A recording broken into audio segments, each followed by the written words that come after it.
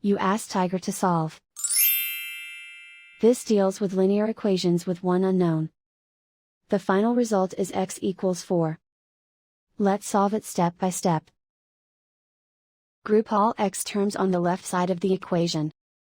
Add x to both sides. Group like terms. Simplify the arithmetic. Group like terms. Simplify the arithmetic. Group all constants on the right side of the equation. Add 1 to both sides. Simplify the arithmetic.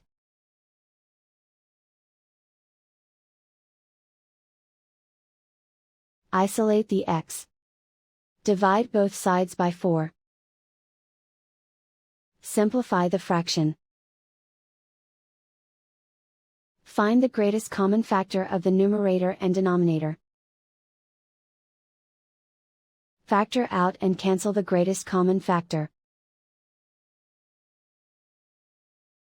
And so the final result is x equals 4.